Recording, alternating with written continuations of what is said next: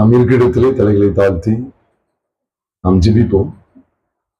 பரிசுத்த பிதாவே, ஆசீர்வதிக்கப்பட்ட அருமையான இந்த மதியான வேலைக்காக நன்றி செலுத்துகிறோம். ஆண்டவரே, தேவனுக்கு கொடுத்த வெளியேறப்பட்ட தருணத்திலே உங்களுடைய ஜீவனுள்ள வார்த்தைகளை கேட்கக்கூடிய பாக்கியத்தை தந்ததற்காக ஸ்தோத்திரம்.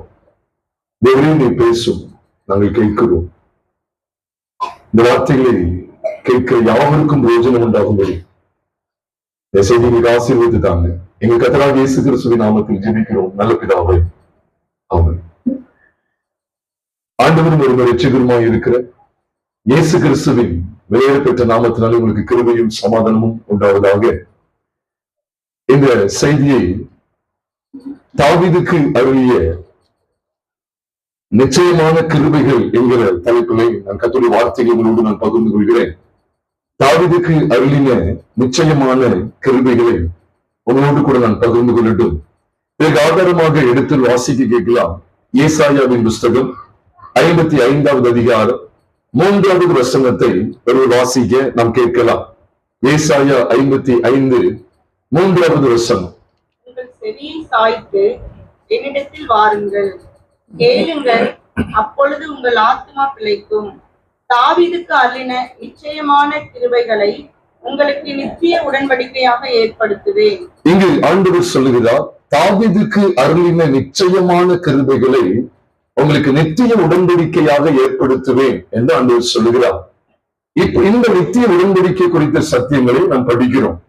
தாவீதுக்கு அருளின நிச்சயமான கிருபைகள் நம்ம ஏற்கனவே இதெல்லாம் அதிகமா நாம் தியானித்திருக்கிறோம். எதுவென்றால் 2 ராஜ்யபாரத்தை குறித்த சத்தியங்களை நாம் அதிகமாக தியானித்திருக்கிறோம். ஒன்று சவுலின் ராஜ்யபாரம், அது வீழ்ச்சி அடைந்த ராஜ்யபாரம். சவுலின் ராஜ்யபாரத்துக்கு பிற்பாடு ஏற்படுத்தப்பட்ட பூரணமான நிலை நிற்கக்கூடிய ராஜ்யபாரமாக தாவீதின் ராஜ்யபாரத்தை குறித்தும் நாம் அதிகமாய் ஆரம்ப நாட்களில் நம்ம தியானித்திருக்கிறோம். கர்த்தருடைய பரிசுத்த நாமம் மகிமைப்படுவதாக. அவர் சவுலின் ராஜ்யபாரம் வீழ்ச்சி அடைந்தது. சவுலின் ராஜ்யபாரம் நியாயப்பிரமாணத்துக்கு அடையாளமாகவும், சவுலின் ராஜ்யபாரத்துக்கு பின்பு வந்த தாவீதின் ராஜ்யபாரம் கிறிஸ்துவின் பிரமாணத்திற்கு, கிருபை பிரமாணத்திற்கு ஏற்ற விதமாகவும் ஒப்பனையாக வர்ணிக்கப்படுவதற்கு ஏதுவாக இருக்கிறது என்பதை மறந்துவிட வேண்டாம். அதனால்தான் எபிரேயர் 10வது அதிகாரம் 9வது வசனத்திலே இதோ புஸ்தக சூழல் என்னை குறித்து எழுதியிருக்கிறது என்று சொல்லி, இதோ தேவனை நம்முடைய சித்தத்தின்படி செய்ய வருகிறேன் என்று கர்த்தராகிய இயேசு கிறிஸ்து பிதாவை பார்த்து சொல்லுகிற வார்த்தைகளால் அங்கு கொடுக்கப்பட்டு, அதனை தொடர்ந்து அந்த 9ஆம் வசனத்துடைய பின்பகுதியிலே 2வது நிலைநிறுத்துவதற்கு 1வது நீக்கி போடுகிறார் என்று வேதத்திலே நாம் பார்க்கிறோம். அந்த 2வது என்ன, 1வது என்ன? 1வது ஏற்பட்டது நியாயப்பிரமாணம். அது மாம்ச சம்பந்தமான கட்டளை என்று சொல்லியே எபிரேயர் புஸ்தகத்தில் எழுதப்பட்டிருக்கிறது, வேதத்தில் அப்படியே சொல்லப்பட்டிருக்கிறது. அது மாத்திரமல்ல, அது நாள்பட்டதும் உருவடைந்து போகிற காலமா இருக்கிறது என்பதாகவும் பரிசுத்த வேதத்தில் எபிரேயர் எழுதப்பட்டிருக்கிறது. ஆகவேதான் எபிரேயர் 7வது அதிகாரம் 18 மற்றும் 19 ஆகிய 2 வசனங்களிலே நாம் பார்க்கும்போது, முந்தின கட்டளை பலவீனம் உள்ளதும் பயனற்றதுமாய் இருந்தது நிமித்தம் மாற்றப்பட்டது, நியாயப்பிரமாணமானது ஒன்றையும் பூரணப்படுத்தவில்லை, அதிக நன்மையான நம்பிக்கையை வருவிப்பதோ பூரணப்படுத்துகிறது, அந்த நம்பிக்கையினாலே நாம் தேவனிடத்தில் செய்கிறோம் என்கிற சத்தியத்தை நீங்களும் நானும் பார்க்கிறோம். அது முந்தின கட்டளை மாற்றப்பட்டது என்று சொல்லும் போது, இங்கு தாவீதுக்கு அருளின நிச்சயமான கிருபைகளை கர்த்தர் அவருடைய சபைக்கு நித்திய உடன்படிக்கையாக ஏற்படுத்துகிறார். இந்த தாவீதுக்கு அருளப்பட்ட நிச்சயமான கிருபைகள் என்ன? நித்திய உடன்படிக்கையாக ஏற்படுத்தப்பட இருக்கிற ஏற்படுத்தப்பட்ட தாவீதுக்கு அருளப்பட்ட நிச்சயமான கிருபைகள் எது சம்பந்தப்பட்டது என்பதை உங்களோடு கூட இன்றைக்கு விஸ்தாரமாக நான் பகிர்ந்து கொள்ள இருக்கிறேன். இதற்கு முகவரையாகத்தான் ஒரு சில வசனங்கள் உங்களோடு நான் பகிர்ந்து கொள்ள இருக்கிறேன். அவர் நித்திய உடன்படிக்கை என்று சொல்லுகிறாரு. நித்திய உடன்படிக்கை என்று சொல்லும் போது நிச்சயமாகவே அது பழைய உடன்படிக்கை அல்ல. ஏனென்றால் ஆரோனுடைய முறைமையின்படி ஏற்படுத்தப்பட்ட ஆசாரியத்துவம் ஒரு குறிப்பிட்ட காலத்தில் நின்று விட்டது என்பதை பரிசுத்த வேதனை நமக்கு காண்பிக்கிறது. அதனால்தான் மெல்கிசேதேக்கின் முறைமையின்படி என்றென்றைக்கும் மாறி போகாத ஆசாரியத்துவத்தை உடையவராய், பிரதான ஆசாரியராய், அதுவும் நித்திய பிரதான ஆசாரியராய் கர்த்தராகிய இயேசு கிறிஸ்து வெளிப்பட வேண்டிய அவசியம் ஏற்பட்டது. அதுவும் லேவி கோத்திரத்தில் அல்ல, யூதா கோத்திரத்திலிருந்து வேறொரு ஆசாரியர் எழும்ப வேண்டியதென்னை என்று வேதத்திலே பார்க்கிறோம். அது ஒன்று அறிந்து கொள்ளுங்கள். தாவீதினுடைய ராஜ்யபாரம் நிலைநிற்கிற ராஜ்யபாரமாக அழைக்கப்பட்டது. அதனாலதான் அதுக்கு முன்னின ராஜ்யபாரமாகிய சவுலின் ராஜ்யபாரம் சீக்கிரத்திலே அது பட்டு போன ஒரு ராஜ்யபாரமாக காணப்பட்டது. பிரியமானவர்களே, ஆக இந்த ரெண்டு ராஜ்யபாரத்தை நம்ம ஏன் கவனிக்க வேண்டும் அப்படின்னு சொன்னா, பைபிள்ல சவுலுக்கு அருளின நிச்சயமான கிருபை என்று எழுதப்படாமல் தாவீதுக்கு அருளின நிச்சயமான கிருபை என்று சொல்லும் போது, அவன் முன்பு ஏற்பட்ட அந்த ராஜ்யாங்கத்தை வீழ்ச்சி அடைந்த அந்த ராஜ்யாங்கத்தை தொடர்ந்து ஏற்படுத்தப்பட்ட தாவீதின் ராஜ்யாங்கமானது புதிய ஏற்பாட்டுக்கால புது உடன்படிக்கையின் மத்தியஸ்தராகிய இயேசு கிறிஸ்துவையே சம்பந்தப்படுத்துகிறது என்பதை சொல்வோமானால் அதுதான் 100% உண்மை என்பதுதான் இன்றைக்கு உங்களோடு கூட விஸ்தாரமாய் பகிர்ந்து கொள்கிறேன். என்னுடைய சொந்த வியாக்கியானம் இந்த செய்தியில ஒரு துளியளவும் இல்லை. எல்லாமே முழுக்க வேதத்தின் அடிப்படையில் உங்களோடு நான் பகிர்ந்து கொள்ளிருக்கிறேன். சரி, நித்திய உடன்படிக்கை என்று சொல்லுகிறாரு அப்படின்னா என்ன அர்த்தம்? எட்டர்னல் கவர்னன்ட், எட்டர்னல் கவர்னன்ட் சொல்லலாம், அது எவர்லாஸ்டிங் கவர்னன்ட் அப்படின்னு சொல்லலாம். அப்ப இட்டர்னல் கவர்னன்ட் அல்லது எவர்லாஸ்டிங் கவர்னன்ட் சொல்லும் போது இந்த உடன்படிக்கைக்கு ஏதாவது முடிவு உண்டா? ஒரு குறிப்பிட்ட காலம் என்று சொல்லி முடிவு உண்டா? முடிவே கிடையாது. நித்திய உடன்படிக்கை என்று சொன்னால் யுகா யுகமா சதா காலமும் இருக்கக்கூடிய உடன்படிக்கை. அப்ப பழைய உடன்படிக்கை எந்தெந்தைக்கு நிலைநிற்கக்கூடியதா என்று சொல்லி நியாயப்பிரமாணத்தையும் நியாயப்பிரமாண காலத்திலே வாழ்ந்த தீர்க்கதரிசிகள், ஞான திருஷ்டிக்காரர்கள் மற்றும் பல பரிசுத்தவான்களை குறித்த நம் காரியங்களை நாம் அலசி ஆராய்மையானால் அவர்கள் எல்லாரும் மரித்து அடக்கம் பண்ணப்பட்டார்கள். ஆனால் புது உடன்படிக்கை மத்தியஸ்தரோ கர்த்தராகிய இயேசு கிறிஸ்துவோ அவர் மரித்து 3ஆம் நாள் உயிரோடு எழுந்து நித்திய பிரதான ஆசாரியராய் இன்றைக்கும் தேவனுடைய வலது தரிசனத்தில் உங்களுக்காக எனக்காக வேண்டுதல் செய்கிறார் என்கிற சத்தியத்தை ரோமர் 8ஆம் அதிகாரம் 34ஆம் வசனத்திலேயும் 1 யோவான் 2ஆம் அதிகாரம் 1ஆம் வசனத்திலேயும் எபிரேயர் 7ஆம் அதிகாரம் 25வது வசனத்திலேயும் மிக தெளிவாக தெய்வம் நமக்கு காண்பித்துக் கொடுக்கிறது. பிரியமானவர்களே, அப்ப இன்றைக்கும் ஒரு பிரதான ஆசாரியர் இருக்கிறார். அதனால்தான் எபிரேயர் 6ஆம் அதிகாரம் கடைசி வசனத்தில் நாம் பார்க்கும்போது அந்த நம்பிக்கை திரைக்குள் போகிறதும் உறுதியும் நிலையும் திரைக்குள் போகிறதுமான ஆத்ம நண்பருமாய் இருக்கிறது. அந்த நம்பிக்கை அதான் சொல்றாரு, நமக்கு முன்னோடினவராகிய இயேசு மெல்கிசேதேக்கின் முறைமையின்படி நித்திய பிரதான ஆசாரியரால் அந்த திரைக்குள் நமக்காக அந்த திரைக்குள் பிரவேசித்திருக்கிறார் என்கிற சத்தியங்களை எபிரேயர் 6ஆம் அதிகாரம் கடைசி 2 வசனங்களிலே நீங்களும் நானும் பார்க்க முடியும். ஆக மெல்கிசேதேக்கின் முறைமையின்படியான ஆசாரித்துவம் என்பது அது எபிரேயர் 7ஆம் அதிகாரத்திலும் சரி, சங்கீதம் 110வது சங்கீதம் 4வது வசனத்தின்படியும் சரி, அது என்றென்றைக்கு மாறி போகாத ஆசாரியத்துவத்தை உங்களுக்கும் எனக்கும் காண்பித்துக் கொடுக்கிறது. கர்த்தருடைய பரிசுத்த நாமம் மகிமைப்படுவதாக. அதனைதான் நீங்கள் ஏசாயாவின் புஸ்தகம் 61வது அதிகாரம் 8வது வசனத்தை ஒரு வாசிக்க கேட்கலாம். ஏசாயா 61:8வது வசனத்தை ஒருத்தர் வாசிக்க கேட்கலாம். கர்த்தராகிய நான் நியாயத்தை விரும்பி கொள்ளை பொருளினால் இடப்பட்ட தகன பலியை வெறுக்கிறேன். நான் அவர்கள் கிரியையை உண்மையாக்கி அவர்களோட நித்திய உடன்படிக்கை பண்ணுவேன். பாருங்க, அப்ப நான் அவர்களோட நித்திய உடன்படிக்கை பண்ணுவேன் சொல்லி அங்கே கிறிஸ்துவின் ராஜ்யபாரத்தை குறித்து பேசுகிறார். ஏனென்றால் அதுக்கு முன்பாக நீங்க பார்க்கும்போது அந்த பலியை குறித்து அன்று பேசுறார், பலியை குறித்து பேசுகிறார். அவர் எப்படி சொல்றார் பாருங்க, கர்த்தராகிய நான் நியாயத்தை விரும்பி கொள்ளை பொருளினால் இடப்பட்ட தகன பலியை நான் வெறுக்கிறேன்னு சொல்றார். அன்னைக்கும் பலி செலுத்தினாங்க, கல்லர் குகையில பலி செலுத்திட்டு வந்தாங்க. என்னுடைய வீடு எல்லா ஜனத்திற்கும் ஜப வீடு என்று எண்ணப்படும் அல்லவா, அது உங்கள் பார்வைக்கு எப்படி ஆயிட்டுன்னு சொல்ற. கல்லர்னா என்ன செய்வாங்க, என்ன அடிப்பாங்க, கொள்ளடிப்பாங்க. அதனால இங்க சொல்றாரு, கொள்ளை பொருளினால் இடப்பட்ட தகன பலி என்ன செய்கிறேன், வெறுக்கிறேன். அப்ப அவங்க செய்யற எல்லா பலியும் அவர் வெறுக்கதான் செய்யறார். என்ன பரிசுத்த ஸ்தலத்தையும் அவங்க கல்லர் குகையை மாத்திட்டாங்க. இயேசு கிறிஸ்துடைய ஊழியத்தினுடைய ஆரம்ப காலத்துல வியாபார வீடாக்காதவங்க எச்சரித்தா, ஆனா அதுக்கு பிறகு கல்லர் குகையாவே மாறிடுச்சு. அப்ப கல்லர் குகைன்னு சொல்லும் போது கல்லர் குகை பொதுவா 2 காரியத்துக்காக அது பயன்படுத்தப்படும். ஒன்று, கல்லர்கள் தன்னுடைய தப்பிதங்களை மறைத்துக் கொள்வாங்க. அவங்களுக்கு ஒரு குகை இருக்கு, தங்களுடைய தவறுகள் வெளியே கண்டுபிடிக்கப்படாதபடிக்கு மறைத்துக் கொள்ளக்கூடிய ஒரு இடத்துக்கு பேர் தான் கல்லர் குகை. இன்னொன்று, பங்கு போடுவாங்க. எந்த இடத்துக்கு பங்கு போடுவாங்க, எல்லாரும் பார்க்க வெளியில வச்சா, போலீஸ் ஸ்டேஷன்ல வச்சா இல்ல, அவங்க எங்களுக்கு பங்கு போடுவாங்க? குகையில. அவங்களுக்கும் ஒரு சீக்கிரட் இடம் இருக்கு, குகை. அந்த விதமான ஒரு இடத்துல போய், அதான் கல்லு குகை, அங்க போய் உட்காந்து பங்கு போடுவாங்க. அவ கொள்ளை பொருளினால் இட்ட தகன பலியை நான் என்ன செய்யறேன்? வெறுக்கிறேன்னு சொல்லிட்டு என்ன சொல்றாரு? நான் அவர்கள் கிரியையை உண்மையாக்கி, பாருங்க, ஒரு உண்மையாக்கி அவங்களை சுத்திகரித்து அவங்களோட உடன்படிக்கை ஏற்படுத்துங்கிறதுக்காக அவர் என்ன செய்கிறார்? அவர் ஒரு சவுக்கையை உண்டு பண்ணி நிற்கிறார். நம்ம எல்லாருக்குமே தெரியும், புதிய உடன்படிக்கையினுடைய மத்தியஸ்தர் யோவான் எழுதின சுவிசேஷம் எடுக்க வேண்டாம். இப்போ அந்த நிலைக்கு தெரிஞ்சு சொல்றேன். யோவான் எழுதின சுவிசேஷம் 2வது அதிகாரம் 12ஆம் வசனத்திலிருந்து நம்ம பார்க்கும்போது, யூதருடைய பஸ்கா பண்டிகை சமீபமா இருந்த சமயத்துல அவர் தேவாலயத்தில் ஒரு சுத்திகரிப்பை ஏற்படுத்தும்படியே கைதுகளை சவுக்கையை உண்டு பண்ணிவிட்டார். எவ்வளவு பாருங்க, காசக்காரருடைய பலகையெல்லாம் கொட்டி விடுறார், புறாக்களுடைய ஆசனங்களை கவிழ்த்து போடுகிறார், சுத்திகரிப்பை ஏற்படுத்துகிறார். சொல்ற இந்த ஆலயத்தை இடித்து போடுங்க, 3 நாளைக்குள்ள என்ன செய்யுது? அப்ப என்ன சொல்ல தெரியுமா? அவருடைய சிலுவை மரணத்தை குறித்து பேசுகிறார். அவங்க சொல்றாங்க, இந்த ஆலயத்தை கேட்ட 3 நாளைக்கு எப்படி இருக்குது? இந்த ஆலயத்தை கேட்ட 46 வருஷம் ஆயிட்டு சொல்றாங்க. புரியாம பேசுறாங்க. அவங்களுக்கு எனக்கு தெரியல, ரகசியம் தெரியல. அவரோ தமது சரீரமாகி ஆலயத்தை குறித்து பேசினார் என்று சொல்லி அதே யோவான் 2ஆம் அதிகாரம் 21ஆம் வசனத்துல நீங்கள் நானும் வாசிக்கிறோம் பெரியமானவர்களே. அப்ப ஆண்டு அங்கேயும் என்னதான் சொல்ல வர தெரியுமா?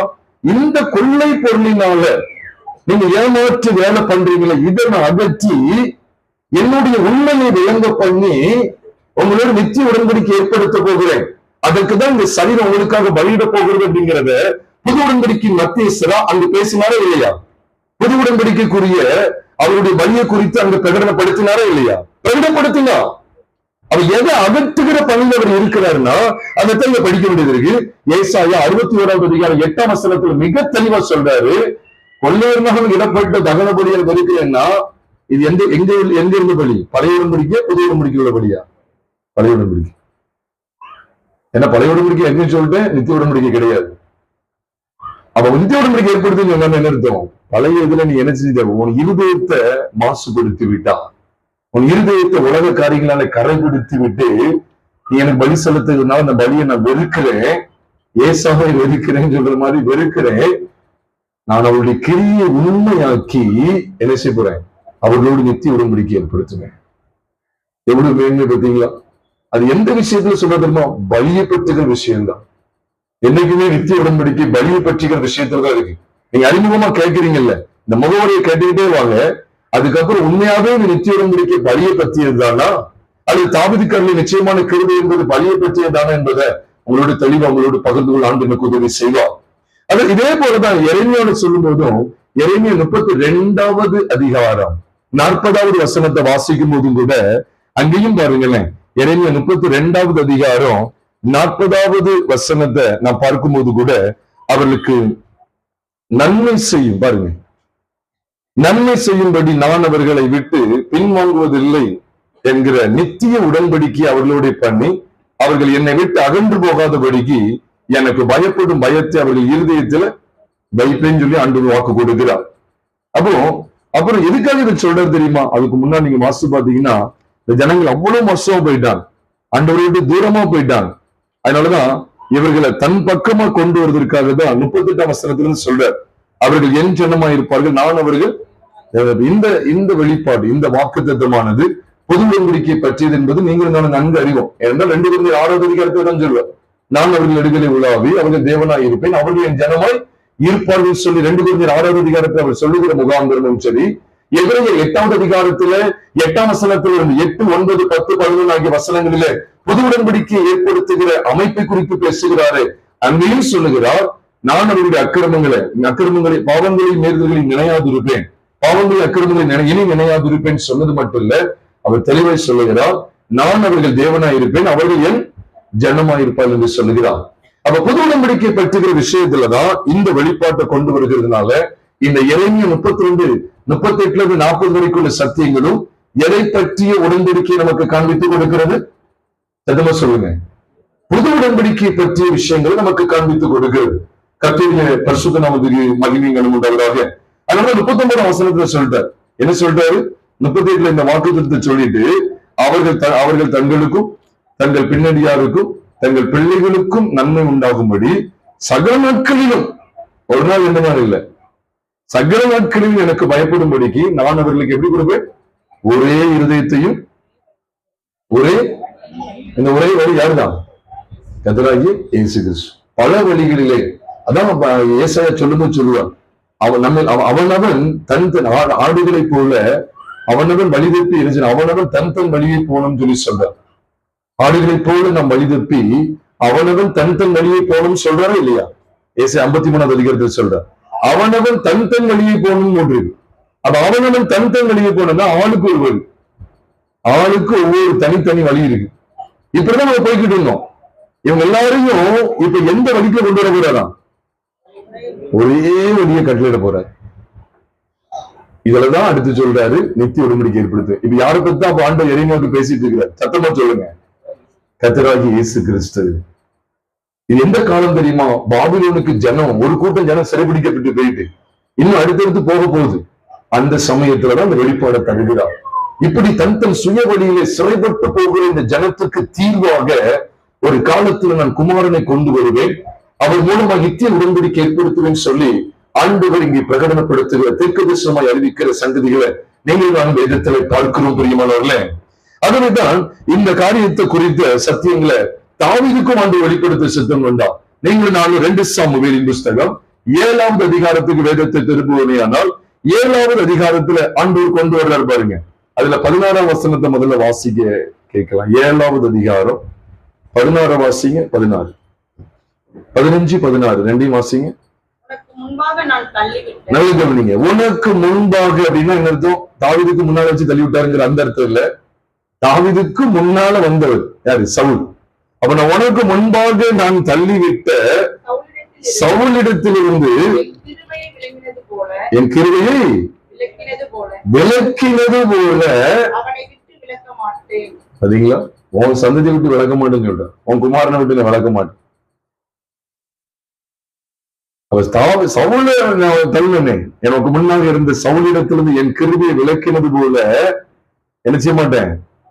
அவனை என் கிருபை விளக்கினது அவனை விட்டு விளக்க மாட்டேன். உன் வீடும் என்றென்றைக்கும். இதுக்குதான் எல்லாம் உண்டா? இதுக்குதான் எல்லாம் உண்டா? இல்ல. உறுதியான நிலவரத்துக்கு அதான் தாவீதுக்கு அறிந்த நிச்சயமான கிருபையில் இங்க நீங்க படிக்கணும். ஏசாயாவுக்கு காமிச்சு கொடுக்கிறாரு. ஆனா தாவீதுக்கு டைரக்டா என்று பேசிட்டார். நாத்தான் மூலமா டைரக்டா தீர்க்கதரிசி மூலமா தெளிவா பேசுனது என்னன்னா, உன் வீடும் உன் ராஜ்யமும் என்றென்றைக்கும் எனக்கு முன்பாக ஸ்திரப்பட்டிருக்கும், உன் ராஜாசனம் என்றென்றைக்கும் நிலை பெற்றிருக்கும் என்கிறார் என்று சொல்ல சொன்னார். இதுதான் சொல்லிட்டார். அடுத்த வசனத்துல நாத்தனின் இந்த எல்லா வார்த்தைகளின்படியும் இந்த எல்லா தரிசனத்தின்படியும் தாவீதுக்கு சொன்னான். உடனே வந்து தாழ்த்துறான், நான் எம்மாத்திரம் அப்படின்னு சொல்லி தாழ்த்துறான். அப்ப நீங்க இந்த விளங்கி கொள்ளணும் பிரியமானவர்களே. எங்க இருந்து பேசுறது தெரியுமா? 8ஆம் வசனத்துல இருந்து நீங்க குறிச்சிக்கணும். அல்ல ஞாபகம் வச்சுக்கங்க. 2 சாமுவேல் 7வது அதிகாரம் 8ஆம் வசனத்துல இருந்து 17 வரைக்கும் அல்லது 16 வரைக்கும் நீங்க குறிச்சுக்கணும். அதான் ரொம்ப முக்கியமானது. ஏன்னா 8ஆம் வசனத்துல இருந்து ஆண்டு பேச ஆரம்பிச்சுட்டார். இப்பொழுது நீ என் தாசனாகிய தாவீதை நோக்கின்னு சொல்ற சொல்லி என்ன சொல்ற பாத்தீங்களா? நீ இஸ்ரவேல் பாருங்க, இது இஸ்ரவேல் என்கிற என் ஜனங்களுக்கு அதிபதியா இருக்கும்படி ஆடுகளின் பின்னே நடந்த உன்னை நான் ஆட்டு மந்தையை விட்டு எடுத்து நான் இப்ப உனக்கு பெரிய நாமத்தை உனக்கு உண்டாக்கினேன்னு சொல்லி 9ஆம் வசனத்துல சொல்ற. எவ்வளவு மேன்மை பாருங்க. அது சொல்லிட்டுதான் தொடர்ந்து அவர் சொல்றாரு, நான் ஒரு ராஜ்யத்தை என்ன செய்வேன், நான் நிலைப்படுத்துவேன்னு சொல்லி 12ஆம் வசனத்துல சொல்றார். 13 சொல்றார், அவன் ராஜ்ய பாரத்தின் சிங்காசனத்தை என்றைக்கும் என்ன செய்வேன். புரியுது உங்களுக்கு? நித்திய உடன்படிக்கை பத்தி பேசிட்டு இருக்கு. நித்திய உடன்படிக்கை பேசுறாரா இல்லையா? தாவீதுக்கு அருளின நிச்சயமான கிருபைகள். கர்த்தருடைய பரிசுத்த நாமத்துக்கு மகிமை உண்டாவதாக. இத சாமுவேல் புஸ்தகத்துல பார்க்கிறோம். 2 சாமுவேல் 7வது அதிகாரத்துல 8ஆம் வசனத்திலிருந்து ஏறக்குறைய 16 அல்லது 17ஆம் வசனம் வரைக்கும் நீங்களும் நாமும் பார்க்கிறோம். இந்த சங்கதிகளை குறித்துதான் சங்கீதத்தில் எழுதப்பட்டிருக்கு பாருங்க. சங்கீதம் 89வது சங்கீதம் 28 நினைக்கிறேன். ஒருத்தங்க வாசிங்க. சங்கீதம் 89 28ஆம் வசனத்தை வாசிங்க. 28. என் கிருபையை என்றென்றைக்கும் அவனுக்காக காப்பேன், என் கிருபையை என்றென்றைக்கும் அவனுக்காக காப்பேன், என் உடன்படிக்கை அவனுக்காக உறுதிப்படுத்தப்படும், என் உடன்படிக்கை அவனுக்காக உறுதிப்படுத்தப்படும், அவன் சந்ததி என்றென்றைக்கும் நிலைத்திருக்கவும். பாருங்க, அவன் சந்ததி என்றென்றைக்கும் நிலைத்திருக்கவும், அவன் ராஜாசனம் வானங்கள் உள்ள மட்டும் நிலைத்திருக்கவும் செய்வேன். அப்பா, வானங்கள் உள்ள மட்டும் அவன் ராஜாசனம் வானம் உள்ள மட்டும் இல்ல, வானங்கள் உள்ள மட்டும் நிலைநிற்கவும் செய்யும். அப்படின்னு சொல்லுங்க. தாவீதின் ராஜ்யபாரம் அவ்வளவு முக்கியம் அப்படின்னு. தாவீதின் ராஜ்யபாரம் யாருடைய ராஜ்யபாரம்? அதான் சொல்லுங்க, கர்த்தராகிய இயேசு கிறிஸ்துவின் ராஜ்யபாரம். அதான் சொல்றாரு, வானங்கள் உள்ளவனா. அது எப்படி வானங்கள் உள்ளவன்? தாவீது பிதாக்களிடத்துல சேர்ந்து விட்டார்னு பைபிள்ல இருக்கு. பிதாக்களின் கல்லறைகளில் சேர்க்கப்பட்டாராம். அப்போ இந்த ராஜ்யம் பாருங்க, அந்த ராஜ்யபாரம் வானங்களில் மட்டும் நிலை நிற்குமா? இது எங்க இருந்து சொல்றாருன்னா, நீங்க 20ஆம் வசனத்திலிருந்து கவனிச்சீங்கன்னா, இதே சங்கீதம் 89 20ஆம் வசனத்திலிருந்து நம்ம பார்க்கும்போது உங்களுக்கு தெரியும். ஏன்னா இந்த சங்கீதம் ஆரம்பிக்கும் போது கர்த்தரின் கிருபைகளை என்றென்றைக்கும் பாருங்கன்னு சொல்றார். 20ஆம் வசனத்தை பாருங்க, என் தாசனாகிய தாவீதை கண்டுபிடித்தேன், என் பரிசுத்த ஸ்தலத்தினால் என் பரிசுத்த தைலத்தினால் அவன் என்ன செய்து அபிஷேகம் பண்ணி, கொம்பிலிருந்து வார்க்கப்பட்ட தைலம். தாவீதுடைய ராஜ்யபாரம் குப்பையில வார்த்து வைக்கப்பட்ட தைலம். ஆனா தாவீதுக்கு கிடைத்த, சவுலுக்கு அபிஷேகம் எங்கிருந்து கிடைக்கும்? குப்பையில் வார்த்து வைக்கப்பட்ட தைலத்தினால வார்க்கப்படுகிறான். இந்த தாவீது எதுல வார்க்கப்பட்ட தைலத்தினால அபிஷேக தைலத்தினால் அபிஷேகம் பண்ணப்படுற கொம்பு. உன் கொம்பை நீ தைலத்தால் நிரப்பி கொண்டு வா, ஈசாவின் குமாரர்களின் ஒருவிடத்தில் உன்னை அனுப்புவேன்னு சொல்லி அனுப்புகிறார். ஈசாவின் குமாரத்தில் அனுப்புவேன்னு சொல்லி அனுப்பி தாவீதை அவன் சகோதரர்கள் நடுவில் ஆண்டவர் அபிஷேகம் பண்ண வைத்த விதத்தை பார்க்கும்போது, இந்த அபிஷேகம் எதற்காக கொடுக்கப்படுது தெரியுமா? நித்திய உடன்படிக்கையை ஏற்படுத்தும் முகாந்தரமாய், என்றென்றைக்கும் ஸ்திரப்பட்டிருக்கக்கூடிய ராஜாசனத்துக்கு முகாந்தரமாய், இங்கே தாவீது தன் சகோதர நடுவிலே கொம்பிலே வார்த்து வைக்கப்பட்ட தைலத்தினால் அபிஷேகம் பண்ணப்பட்டார். இந்த கொம்பு என்றென்றைக்குமே பலியை குறிக்கும். நான் சொல்லிட்டு இருக்க நல்ல கவனிச்சுவாங்க. ஏசாயா 61:8 பலியதான் வருது. இங்கேயும் பலியப்படுத்துகிற விஷயத்துலதான் ஆண்டவர் உடன்படிக்கை ஏற்படுத்துகிறார். அப்ப பலியை குறித்ததுதான் தாவீதுக்கு அருளின நிச்சயமான கிருபைகள். அதனால இங்க தாவீதை குறித்து விசேஷமா சொல்லும் போது சங்கீதம் 89 20ஆம் வசனத்துல இருந்து தாவீதை குறித்து பேசிக்கிட்டு வர்றார். சொல்லிட்டே வரும்போதுதான் அங்க சொல்றார் 28-29 என் கிருபையை என்றென்றைக்கும் அவனுக்காக என்ன செய்வேன். உண்மையிலே தாவீது குறித்தா இல்ல தாவீதுக்கு பின்பு வந்த கிறிஸ்து இயேசு கிறிஸ்து மாம்சத்தில் வெளிப்பட்ட அந்த கிறிஸ்து இயேசுவை குறித்தா? எதை குறித்து? கிறிஸ்து இயேசுவை குறித்த வெளிப்பாடு நிறைந்த இந்த சத்தியங்களை நீங்களும் நானும் படிக்கிறோம் பிரியமானவர்களே. ஆக இவ்விதமாக இந்த சத்தியங்களை நாம் அறிந்து கொள்ள வேண்டும். ஏன் பலி சொல்லப்பட்டிருக்கு? பலியை குறித்து ஏன் இங்க வருகிறது? இப்ப தாவீது அபிஷேகம் பண்ணப்பட்ட முகாந்திரம் என்ன? நித்திய உடன்படிக்கைக்கு அவன் என்ன செய்யணும்? ஏற்படுத்தணும் சொல்லி தேவன் வைத்திருக்கிறார். ஒரு நிழலா வச்சிருக்கிறார். நல்ல ஞாபகம் வச்சுக்கோங்க, தாவீது கிறிஸ்துவுக்கு முன் நிழலாட்டமாய் அவன் தேவனால் அபிஷேகம் பண்ணப்பட்டு அவன் ஒரு நிலையான ராஜ்யபாரத்துக்கு முன் அடையாளமாக கர்த்தரால் ஏற்படுத்தப்பட்ட மனிதனாய் காணப்பட்டான் பழையப்பட்ட நாட்களிலே. அவர் தாவீதுடைய ராஜ்யபாரம் உண்மையாகவே கிறிஸ்துவின் ராஜ்யபாரத்துக்கு முன் நிழலாக காண்பிக்கப்பட்டிருக்கிறது. கர்த்தருடைய பரிசுத்த நாமம் மகிமைப்படுவதாக. அதனால்தான் இப்ப நம்ம இந்த செய்திக்கு ஆதாரமாக வாசிக்க கேட்ட அந்த ஏசாயா 55வது அதிகாரம் நீங்க 3வது வசனத்துல பார்க்கும்போது, தாவீதுக்கு அருளின நிச்சயமான கிருபைகளை உங்களுக்கு நித்திய உடன்படிக்கையாக ஏற்படுத்துவேன் என்று சொல்கிறார். அப்ப தாவீது ஆண்டவர் நிலையான ராஜ்யத்துக்கு என்று முன் அடையாளமா முன் நிலையாக காண்பித்து கொடுக்கிறதின் முகாந்திரம் என்ன? அது கிறிஸ்துவை பற்றியது என்று நாம் பார்க்கிறோமே. இந்த வெளிப்பாடு தான் அங்கே புதிய ஏற்பாட்டில் ஆண்டவர் கொண்டு வருகிறார். இது கிறிஸ்துவின் பலியை குறித்து சொல்லப்பட்டது. எடுத்தவர்கள் வாசிக்க கேட்கலாம். அப்போஸ்தலர் நடபடிகள் 13வது அதிகாரம் 34வது வசனத்தை வாசிக்க கேட்கலாம். ஒரு கையில நீங்க ஏசாயா வைத்துக்கிறீங்க. ஏசாயா 55வது அதிகாரத்தை ஒரு கையில பிடித்துக் கொள்ளுங்க. இப்பொழுது அப்போஸ்தலர் 13வது அதிகாரம் 34வது வசனத்தை வாசிக்க கேட்கலாம். இனி அவர் அழிவுக்குட்படாதபடிக்கு பாருங்க, இனி அவர்னா யாரு? இயேசு கிறிஸ்து. அவருடைய பாடு மரணத்தை குறித்து அவருடைய உயிர்த்தெழுதலை குறித்து பேசிக்கிட்டே வருவார். அப்போஸ்தலர் பவுல் மூலமா அங்க இருந்த ஜனங்களுக்கு ஆண்டவர் தமது வார்த்தைகளை எதிரில வெளிப்படுத்த நல்ல கவனிங்க. அவருடைய பாடு மரணம் அடக்கம் உயிர்த்தெழுதலை பத்தி பேசிக்கிட்டு வர்றாங்க.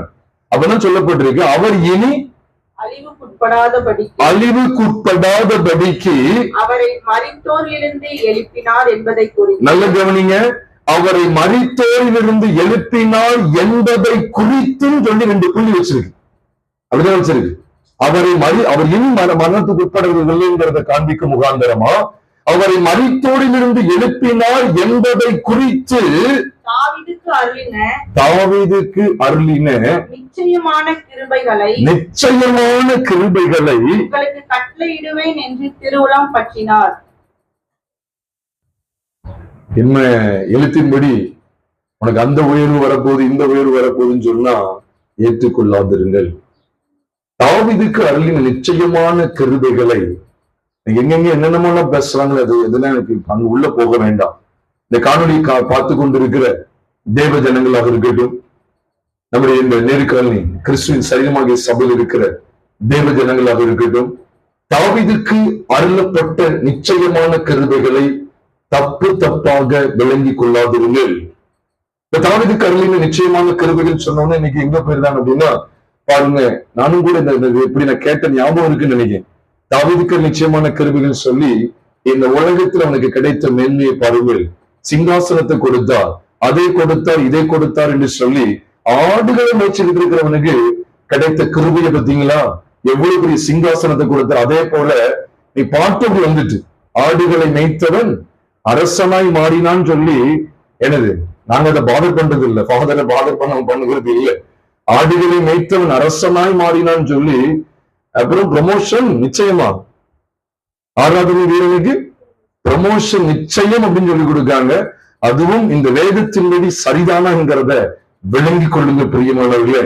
தாவீதுக்கு அருளப்பட்ட நிச்சயமான கிருபைகளை பரிசுத்த ஆவியானவர் தமது பரிசுத்த தாசனாகிய பவுலுக்கு வெளிப்படுத்த சித்தம் கொள்ளும் போது அது எதை பற்றியது என்று வெளிப்பாடு கொடுக்கிறார் என்றால், கிறிஸ்து உங்களுடைய என்னுடைய பாவங்களுக்காக மரித்து நம்முடைய பழைய மனுஷன் அவரோடு கூட அடக்கம் செய்து மூன்றாம் நாள் உயிர் தெளிந்த விதத்தை வெளிப்படுத்தும் முகாந்தரமாய் ஏசாயா 55 அதிகாரம் 3 வசனத்தில் காண்பிக்கப்பட்ட தாவீதுக்கு அருளின நிச்சயமான கிருபைகளை நித்திய உடன்படிக்கையால் உங்களோடும் என்னோடும் தேவன் ஏற்படுத்த சித்தம் கொள்ளுகிறார். இது நித்திய உடன்படிக்கை அப்படின்னா நித்திய உடன்படிக்கைகளே இல்லை, நித்திய உடன்படிக்கை. அப்ப இதுக்கு மேல வேற நித்திய உடன்படிக்கை இருக்குதா? இல்ல. அதுக்குதான் சொல்றோம், இந்த சிலுவையில் அறையப்பட்ட கிறிஸ்துவை தவிர்த்து சிலுவையில் அறையப்பட்ட அல்லது சிலுவை பற்றிய உபதேசத்தை தாண்டி பூரணமான உபதேசம் என்று சொல்லி வேறு ஒன்றும் இல்லை. இல்லை இல்லை இல்லவே இல்லை. இதை பார்க்கிறோம். நீங்க எப்படி எடுத்துக்கிட்டாலும் சரிதான். சண்டைன்னா எங்களுடைய முகவரி நீங்க தொடர்பு கொள்ளுங்க, உங்களுக்கு விளங்க காண்பிக்கிறதுக்கும் ஆயத்தமா இருக்கிறோம். ஆனா தாவீதுக்கு அது வந்துச்சு, இது வந்துச்சு, சிங்காசனம் வந்துச்சு, நீனும் ஒருவர் ஆடுகளை மேய்த்து கொண்டு ஒரு சகோதரர் அற்பமா எண்ணப்படுகிறாயா? ஐயோ பாவம். அப்படி அற்பமா எண்ணப்பட்ட மனிதனை தேவன் உயர்த்தினார் என்பது உண்மைதான். நீங்க இன்னும் அந்த கையை பிடிச்சுதான் வைக்க வேண்டியது. இன்னும் ரகசியத்தை கைகள் என்ன வச்சிருக்கீங்க கேட்டு ஏமாத்துற இந்த பூச்சாண்டி காட்டுற சின்ன பிள்ளைகள் சிறு பிள்ளைகளுடைய விளையாட்டுத்தனமான காரியங்களுக்குள்ள போயிடாதீங்க. கைக்குள்ள என்ன வச்சிருக்கேன் என்ன தெரியுமா? தாவீது சகோதரர் பகைக்கப்பட்டான். அவர் பகைக்கப்பட்ட அதே சத்திற்கு அதே சகோதரருக்கு நடுவுல தலையை உயர்த்தினா. இன்னைக்கு சொத்து பிரச்சனைக்கு கவலைப்படுறீங்களா? ஆண்டவன் உயர்த்துவான்னு சொல்லி சும்மா நம்பிடாதீங்க. இது கிடையாதுங்க செய்தி. இதை அழிவிக்கிறதுக்காக நாங்கள் ஏற்படுத்தப்பட்ட ஊழியர்கள் அல்ல. அது முன் நிழல். அதுல உண்மையான தோற்றம் எங்க இருக்கு? பவுல் இதே சொன்னாரு. அவர் தாவீது இப்படி உயர்த்தினார், உங்களையும் உயர்த்த போறான்னு சொன்னார். இல்ல, குமாரன் உயர்த்தப்பட்ட விதத்தை காமிச்சு கொடுக்கிறது தான் தாவீதுக்கு அருளின நிச்சயமான கிருபைகளை குறித்து ஆண்டவர் பேசுகிறார். ஆக 2 சாமுவேல் 7வது அதிகாரமாக இருக்கட்டும், அந்த 7வது அதிகாரத்தில் நாத்தான் மூலமா தேவன் தாவீதுக்கு கொடுத்த அந்த நிச்சயமான கிருபைகளாக இருக்கட்டும், வெளிப்படுத்த நிச்சயமான கிருபைகளாக இருக்கட்டும், அதே காரியங்களை நீங்களும் நாங்கள் சங்கீதம் 89ஆம் சங்கீதத்துல பார்க்கிறோமே, அதுவும் அதே தொடர்ந்து அதே சம்பந்தப்பட்ட அதே நிச்சயமான கிருபைகளை குறித்து பேசுகிறாரு. இது எல்லாமே புதிய ஏற்பாட்டு சத்தியத்திலே கிறிஸ்து மரித்தோரிலிருந்து எழுந்தார் என்கிற சத்தியத்தை பிரகடனப்படுத்துகிறது, வெளிப்படுத்தி காட்டுகிறது. அவர் நாத்தானுக்கு வெளிப்படுத்தப்பட்டதா இருக்கட்டும், அவர்கள் தீர்க்கதரிசி. இங்கே ஏசாயாவுக்கு வெளிப்படுத்தப்பட்டதா இருக்கட்டும், ஏசாயாவை பார்க்கலாமே, ஏசாயாவும் யாருதான்? தீர்க்கதரிசி. ஒரு தீர்க்க தரிசனங்களில் எழுதியிருக்கிறவரை கண்டோம் என்று பிலிப்பு நாத்தான் என்று சொன்னது சரிதானே? எழுதியிருக்கிறவரை கண்டோம். நாம் எப்படி காண்கிறோம்? நீ தாவீதை வச்சு என்னெல்லாம் தெரியுமா? இது அழியவும் பிரியமானவர்கள. இந்த தாவீது உலக காரியங்களுக்கு அடையாளமா இல்ல, உங்களுடைய என்னுடைய பாவங்கள் பரிகரிக்கப்படுவதற்கு ஏதுவான வெளிச்சத்தை தாவீதுக்கு அருளின நிச்சயமான கிருபைகளால் தேவன் உங்களுக்கும் எனக்கும் தெரிய காட்டுகிறார். இதுதான் நித்திய உடன்படிக்கை. இதுதான் நித்திய உடன்படிக்கை. இந்த வெளிச்சத்துக்கு வெளியே வராதீங்க பிரியமானவர்கள. இந்த சத்தியங்களுக்கு விட்டு தாண்டி வெளியே வராதீங்க. கிறிஸ்துவனுடைய மரணம், பாடு, அவருடைய உயிர்த்தெழுதலை குறித்து அப்போஸ்தலர் 13வது அதிகாரத்தில் வெளிப்படுத்தப்படும் போதுதான் இதை சொல்றார். அவர் திருவுளம் பற்றினதை சொல்லிக் கொடுக்கிறார். இனி அவர் என்ன செய்ய மாட்டார், அழிவுக்குட்படாதபடிக்கு அவரை மரித்தோரிலும் எழுப்பினார் என்பதை குறித்து தாவீதுக்கு அருளின நிச்சயம். அப்ப 2 புள்ளி வச்சிருக்கு பாத்தீங்களா? அது எதை பத்தினா, அவர் மரித்தோரிலிருந்து எழுந்திருப்பார். அதை பற்றி தான், அதை குறித்துதான் தாவீதுக்கு அருளின நிச்சயமான கிருபைகளை உங்களுக்கு என்ன செய்வேன், கட்டளையிடுவேன் என்று திருவுளம் பற்றினார். சொல்லிட்டு என்ன சொல்றாரு பாருங்க, அன்றியும். இப்ப 16ஆம் சங்கீதத்துக்குள்ள போறாரு. அன்றியும் உம்முடைய பரிசுத்தர் அழிவை காண ஓட்டீர் என்று வேறொரு சங்கீதத்தில் சொல்லி இருக்கிறது. என்ன சங்கீதம்? 16ஆம் சங்கீதத்தில் இருக்கே இல்லையா? 16ஆம் சங்கீதம் 9ஆம் வசனம் 10ஆம் வசனத்தை பாருங்க, இருக்கு. அவனுடைய பரிசுத்தர் அழிவை காண ஓட்டீர் என்று வேறொரு சங்கீதத்தில் சொல்லி இருக்கிறது. சொல்லிட்டு இது தாவீதை குறித்து சொல்லப்பட்டுதான்னா, நீங்க அடுத்த வசனத்தை பாருங்க, உங்களுக்கு தெரியும். தாவீது தன் காலத்திலே தேவனுடைய சித்தத்தின்படி அவருக்கு ஊழியம் செய்த பின்பு நித்திரை அடைந்து தன் பிதாக்களுடைய கல்லறையில் என்ன செய்யப்பட்டான், பிதாக்களிடத்திலே சேர்க்கப்பட்டு அழிவை கண்டான். அப்படி சொல்ற, தேவனால் எழுப்பப்பட்டவரோ அழிவை காணவில்லை. எவ்வளவு நேர்த்தியாய் காண்பிக்கிறான். தாவீது அழிவை கண்டான்னா, இப்ப தாவீது சிங்காசனம், இது தாவீதுடைய சிங்காசனம் இருந்து என்னச்சு உட்கார்றதுக்கான ஆளே கல்லறைக்கு போயாச்சு. யோசிச்சு பாருங்க. அப்ப இந்த நிச்சயமான கிருபைகள் நித்திய உடன்படிக்கையாக ஏற்படுத்தப்படுகிறது என்றால் குமாரன் மூலமாய் மாத்திரமே. அவன் பிரியமானவர்ல, நீங்க எதையும் நீங்க ஆனா கிறிஸ்துவுக்குள் நீங்க கொண்டு வரல அப்படின்னா எல்லாமே எல்லா செய்தியும் ஃபிளாப். அதனாலதான் சிலுவையில் அறியப்பட்ட கிறிஸ்துவ செய்தியில கொண்டு வரல அப்படின்னா அந்த செய்தி பூரணமான செய்தி என்று நாங்கள் சொல்லுகிறது இல்லை, வேதமே சொல்லுகிறது இல்லை. பூரணமான பலி கிறிஸ்து. அவர் வெளிப்பட்டால் ஒழிய விடுதலைக்கான வழி இல்லை, நித்திய ஜீவனுக்கான வழி வேறு இல்லை. அதனால்தான் தேவன் தம்முடைய ஒரே பேரான குமாரனை விசுவாசிக்கிறவன் எவனோ அவனும் கெட்டு போகாமல் நித்திய ஜீவனை அடையும்படிக்கு அவரை தந்து இவ்வளவு உலகத்தில் அன்பு கூர்ந்தான். ஜபகுரு கொடுக்கும்போது கூட கவனிச்சிருப்பீங்க, கடைசியில சகோதரன் ஜபகுரு கொடுக்கும்போது நாங்க எந்த செய்திக்கு இடம் கொடுக்கறது இல்லைன்னா, உனக்கு அது தருவார் இது தருவார்னு சொல்லி உலக காரியங்களை நீங்க வாங்கினா தான் நீங்க ஆண்டவர் நம்புவோம் அப்படின்னா நீ நம்பவே வேண்டாம். நீங்க இயேசுவையும் சொன்னாங்க, நீ சிலுவையில இருந்து இறங்கி வரும் அப்பொழுது நீ விசுவாசிக்கும் சொன்னாங்க. அவர் இறங்கி வந்தாரா? இறங்கி வந்து அவங்க விசுவாசிக்கும்படிக்கு இறங்கி வந்தாரா?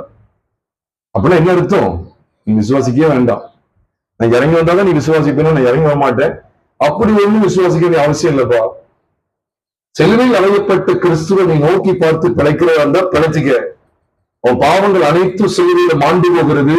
உன்னுடைய பழைய மனுஷனாகிய அந்த மாம்சத்துக்குரியவனும் உன்னுடைய ஒட்டுமொத்த அந்த உலகமும் சிலுவையில மாண்டு போகிறது விசுவாசித்து அனுதினமும் சிலுவை பற்றி உபதேசத்துல நிலைத்திருக்கிறார் என்றால் இரு. கர்த்தர் கார் தருவார், வீடு தருவார், ஏசி தருவார், வேலை தருவார், பிரமோஷன் தருவார் சொல்லி இந்த அழிந்து போகிற வஸ்துக்களை தேடிக்கொண்டு சபைக்கு வருவார் என்றால் நீ இருந்து விடு, எங்கேயாவது இருந்து விடு. உலகத்தாருக்கு இந்த சத்தியம் தேவையா? அவனு நல்லா சாப்பிடுறான், நல்லா உலகத்தை அனுபவிக்கான், ஏசுகிட்ட வந்தா சொல்லுங்க. அவன் யோசிக்கணும்ல, ஒரு லாஜிக் இருக்கணும்ல. வியாபாரிகளுக்காக கூட்டம் நடத்துற இடத்துக்கு போய்தான் கிறிஸ்தவர்கள் பணக்காரர்கள் ஆக முடியும்னு நினைக்கிறீங்களா? இல்லையே. வியாபாரிகளுக்காக நடத்தப்படுற கூட்டத்துல போய் தான் ஒரு மனுஷி பெரிய பணக்காரன் ஆகணும்னு சொல்லி இது இல்லையே. எத்தனையோ உலக மனுஷங்க வியாபாரிகளுக்காக நடத்தப்பட்ட கூட்டத்துக்கு போகவே இல்லை. அவங்க செல்வசீமான்ல இல்லையா? யோசிக்கிறதே கிடையாது. ஜனங்களுக்கு அந்த தெளிவே கிடையாது, அறிவு இல்லை. அதனால நீங்க மோசம் போய் கொண்டிருக்கிறார்கள். இன்னைக்கு உங்களுக்கு சத்தியத்தை பகிர்ந்து கொள்கிறோம். எந்த இடத்துல இந்த தாவீதுக்கு நிச்சயமான கிருபைகளை ஆண்டவர் ஏசாயாவுக்கு தெரியப்படுத்த சித்தம் என்றால் தெரியுமா? அதையும் பார்க்கலாம். நீங்க எல்லாரும் இப்ப ஏசாயா 55வது அதிகாரத்துக்கு வேதத்தை திருப்புங்க. எந்த சமயத்துல இந்த வெளிப்பாடு கிடைக்க தெரியுமா? சரீரத்துக்கு வேண்டியவர்களை கொண்டு வர்றதுக்கு இல்ல, சரீரத்தை ஆண்டவர் திருப்திப்படுத்துறதுக்காக கொண்டு வரல. எதை திருப்திப்படுத்துறது? அந்த வசனத்தை மீண்டும் வாசிக்க கேட்கலாம். ஏசாயா 55:3 வசனம். தாவீது கருவி நிச்சயமான கருவியில நித்திய உடன்படிக்கை, உங்களுக்கு நித்திய உடன்படிக்கை ஏற்படுத்த சொல்றாரு. அது எந்த முகாந்தரத்துக்காக வெளிப்படுத்தப்பட்ட உடன்படிக்கையா இருக்கிறதா?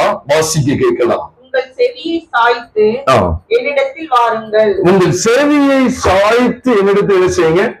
வாருங்கள். கேளுங்கள். கேளுங்கள். என்ன கேட்க சொல்றாரு? காது கேட்க சொல்றாரோ? கேளுங்கள், அப்பொழுது உங்கள் ஆத்துமா பிழைக்கும். எது பிழைக்குமா? ஆத்துமா பிழைக்கும். நான் கேட்கறதுலாம் எதை கேட்கறது தெரியுமா? ஆத்துமா பிழைக்கிறதுக்கு எதுவாக கேட்க முடியும் சொல்ற. கேளுங்கள், கேளுங்க சிஸ்டர், சொல்லுங்க, கேளுங்க, அன்றைய கேளுங்க. எதை கேட்க போறோம்? உண்மை போல இந்த மாற்றுங்க ஆண்டவரே. நீங்க சொல்ற பாருங்க, கேளுங்கள், அப்பொழுது உங்க பேங்க் பேலன்ஸ் நிரம்பும் சொல்லல. கேளுங்கள், அப்பொழுது அப்பா ஆத்துமா பிழைப்பை பத்தி பேசுறாரு. பெரிய ஆசீர்வாதம் சொல்லிட்டு சொல்றாரு தாவீதுகள். அப்போ நித்திய உடன்படிக்கை என்ன தெரியுமா? உங்களுடைய என்னுடைய ஆத்துமா பாதாளத்தில் விடப்பட மாட்டார். அதுதான் சொல்றேன். அன்றையும் என்னுடைய பரிசுத்தவன் அழிவை காண ஓட்டி பரிசுத்த ஆத்மாவை பாதாளத்தில், அதுவும் சேர்ந்து வருதா இல்லையா? பரிசுத்தவன் ஆத்மாவை பாதாளத்தில் விட அந்த ஆத்மா பிழைக்கும். ஆத்மா பிழைக்கக்கூடிய இடம் எதுங்க? நரகமா பரலோகமா? டைரக்டாவே கேட்டது பரலோகம், நித்திய ஜீவன்.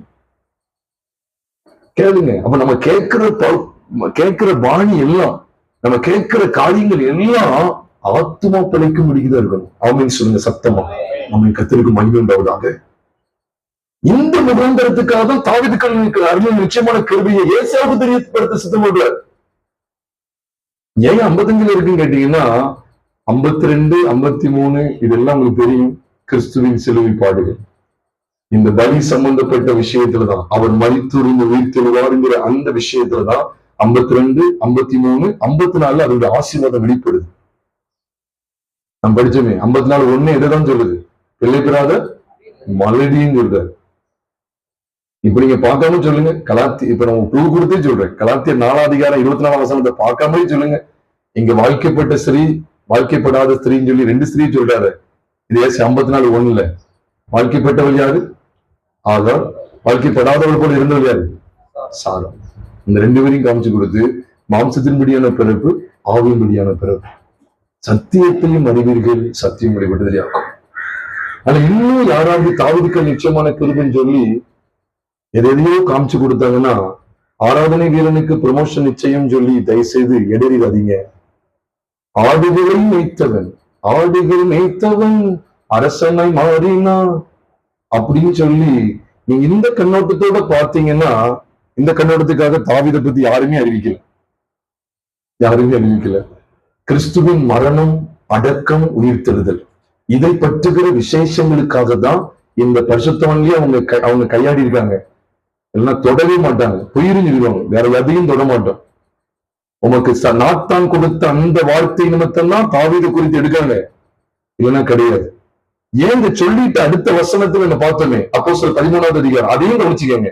ஏன்னா அதைத்தானே இங்க பாக்குறோம். ஏசி 55:3 பாக்குறோம். அப்ப அங்கேயும் என்னதான் இருக்கு? உங்களுடைய அழிவு, அவனுடைய பரிசுத்தவன் அழிவை காண விட்டு அவனுடைய பரிசுத்தவனுடைய ஆத்துமா பாதாளத்தில் என்ன செய்யுது? திடீர்னு சொல்ற. அப்ப ஆத்துமாவை பற்றிதான் பேசுறார். ஆத்துமா பிழைக்கும். என்னிடத்தில் செவியை சாய்த்து என்னிடத்தில் கேளுங்கள், அப்பொழுது உங்கள் ஆத்துமா என்ன செய்யும்? பிழைக்கும். ஏன்னா ஒரு வாக்குத்தத்தம் இருக்கு, ஒரு உடன்படிக்கை இருக்கு. அதைத்தான் சொல்லி முடிக்க போறாரு. அதுல 3 வசனத்துல தாவீதுக்கு அருளின் நிச்சயமான கிருபைகளை உங்களுக்கு நித்திய உடன்படிக்கையாக ஏற்படுத்துவேன். அடுத்த வசனத்தையும் வாசிங்களேன். ஏற்படுத்துவேன்னு சொல்லி என்ன சொல்றாரு? இதோ அவரை ஜனக்கூட்டங்களுக்கு சாட்சியாகவும். என்ன இது? அவரைன்னு போட்டு அவரை அப்படின்னு இருக்கு. இதோ அவரை ஜனக்கூட்டங்களுக்கு சாட்சியாகவும் ஜனங்களுக்கு தலைவராகவும் அதிபதியாகவும் ஏற்படுத்தினேன். எவ்வளவு மேன்மை பார்த்தீங்களா? அப்புறம் நீ அறியாதவங்க ஜாதியை வரவழைப்பானு சொல்ற. ஜனங்கள் அவரிடத்துல ஓடி வருவாங்க. இஸ்ரவேலுடைய பரிசுத்தரின் நிமித்தம், தேவனாய் கர்த்தரின் நிமித்தமும் பாருங்க, இஸ்ரவேலுடைய பரிசுத்த நிமித்தம் ஒரு இடத்துக்கு என்ன செய்வாங்க? அப்படி வந்தா போதும். தாவீதுக்கு நிச்சயமான கிருபைகளை கண்டு வந்தா போதும். அதுக்கு எது நீ அறியாது இருந்த ஜாதி என்ன செய்வ சொல்லுங்க. இதோ நீ அறியாது இருந்த ஜாதியை, இது நம்ம டியூட்டி. குதிரை மொழியில சும்மா போய் கூவக்கூடாது, சும்மா போய் கூவி அழைக்க கூடாது. தாவீதுக்கு அந்த நிச்சயமான கிருபைகள் வெளிப்பட்டா அழைக்கணும், இல்லைன்னா யாரையும் அழைச்சிடாதீங்க. ஏதோ அவனை அறியாது இருந்த ஜாதிகளை வரவழைப்பேன்னு என்ன அர்த்தம்? அறியாத ஜனங்கள் மத்தியில போறோம். கொல்லம்பட்டியா இருக்கட்டும், எந்த கிராமமா இருக்கட்டும், அப்ப அறியாத இந்த ஜனங்களை அழைக்கணும் அப்படின்னா இந்த வெளிப்பாடு தேவை. அவர் மரித்தோர்ந்து எழுப்பி ஜனங்களுக்கு சாட்சியாக ஏற்படுத்திட்டாரு. அப்போஸ்தலர் மூலமா எல்லாமே நாங்க சாட்சின்னு சொல்லிட்டாங்க. அவர் உயிர்த்தெழுந்ததுக்கு நாங்க சாட்சின்னு சொல்லிட்டாங்க. ஏற்படுத்திட்டாரு இல்லையா?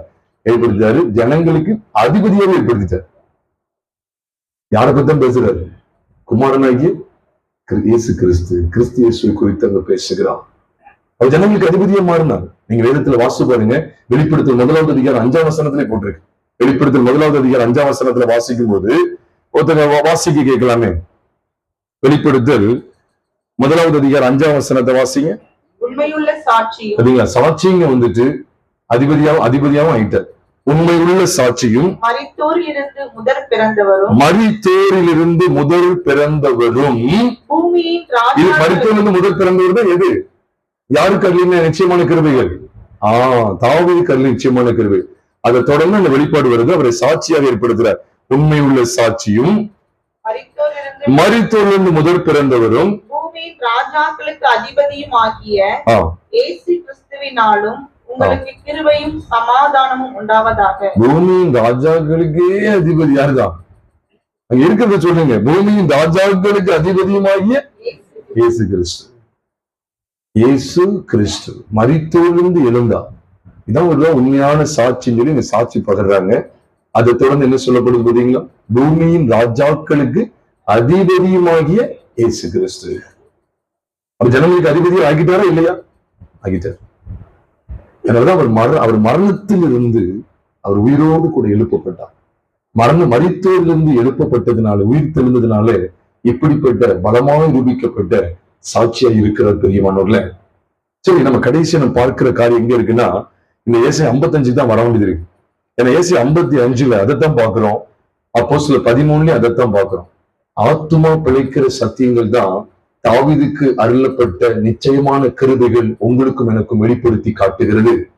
அதனால ஆண்டு அதை தரமாட்டான்னு இல்லை. நான் இன்னைக்கும் சொல்றேன், உங்க முன்னாடி சொல்றேன், விலை குறைஞ்சதுதான். இந்த வாட்ச் போட்டிருக்கேன் அப்படின்னா, உதாரணத்துக்கு சொல்றேன், இந்த மைக்கு பயன்படுத்துறேன் அப்படின்னு சொன்னா, இந்த மைக்குக்காக ஆண்டவரே என்ன மைக்கு தருவீங்களா, மக்கள்கிட்ட போய் மைக்கு எனக்கு ரூபாத்தாங்க எங்கேயுமே கேட்கல. நான் அவருடைய காரியத்துல மட்டும்தான் இருக்க முடிந்தது. அன்று மைக்கு வாங்கக்கூடிய திராணியை தந்தா. இந்த வாட்சி தருவாரா எனக்கு யாராவது பிரிக்க சொல்லுவாங்களா, சகோதரனே உனக்கு ஒரு வாட்சி தர போகிறா, தாவீதுக்கு தந்தவர் உனக்கு தரமாட்டாரா, அப்படி எந்த திருக்கசும் எனக்கு இந்த வாட்சி கிடைக்கல. ஆண்டவரை மட்டும் பார்த்துட்டு போய்கிட்டே இருக்கிறோம். வாட்சை குறித்த எந்த இச்சையும் கிடையாது. ஆண்டவர் கிருபையா ஒரு வாட்சி தந்தா. போகும்போது செல்போன் எடுத்து பார்த்து போவேன், டைம் என்னன்னு. அது எங்கேயோ ஒரு ஆபத்துல போயிடக்கூடாது. ஒரு தேவைக்கு கரெக்டா டைம் பார்க்கக்கூடிய ஒரு சூழ்நிலை தேவன் தந்தா. அதனால இந்த உலக பொருளுக்காக தேவனை பற்றி கொள்ளாதிருங்கள் பெரியமானோர்ல. இப்ப இந்த ஏசாயால பாத்திரம் முடிக்க போற ஏசாயா 55வது அதிகாரம் 3ஆம் வசனத்துல தாவீதுக்கு அருளின கிருபைன்னு பார்க்கிறோமே. அது எதை பற்றியது அப்படின்னு சொன்னா, நித்திய உடன்படிக்கையை பற்றியது. இந்த நித்திய உடன்படிக்கை எதை பற்றியது என்று சொன்னால், ஆத்துமா எந்தென்றைக்கும் என்ன செய்யும்? சத்தமா சொல்லுங்க, 3ஆம் வசனத்தை பார்த்து சொல்லுங்க. ஆத்துமா எந்தென்றைக்கு என்னதான் செய்யும்? அது பிழைக்கும். அந்த ரகசியம். அதனால ஆண்டு எனக்கு இது தர மறந்துட்டாரு, சரீரத்துல சுகந்தர தராம கொஞ்சம் தாமதம் பண்றாரு, அது பொருளாதாரத்துல எனக்கு உடனே எனக்கு உயர்வு இல்லாம இருக்கட்டும். நம்ம நல்ல வாகனம் வாங்க நினைக்க தடையாட்டு இருக்கட்டும், வீடு கட்ட முடியாம தவிக்க இருக்கட்டும். இதை பற்றியது தாவீதுக்கு அருளின நிச்சயமான கிருபைகள் அல்ல. இதை பற்றியது இந்த உலக சம்பந்தப்பட்ட பொருளாதார காரியங்கள் பொருளாதார காரியங்களாக இருக்கிறது. நித்திய உடன்படிக்கை பற்றியது அல்ல. அதெல்லாம் பூமிக்குரியவைகள். நித்திய உடன்படிக்கை என்பது வானத்துக்குரியது, பரலோக சம்பந்தப்பட்டது. அதனால இந்த 55வது அதிகாரத்தை முதல் வசனத்துல இருந்து பார்த்தா நமக்கு நல்லா தெரியும். இந்த மொத்தம் 3 வசனம் தான் பார்த்துக்கிட்டு வரோம். நீங்க முதல் 2 வசனங்களை வாசிங்க.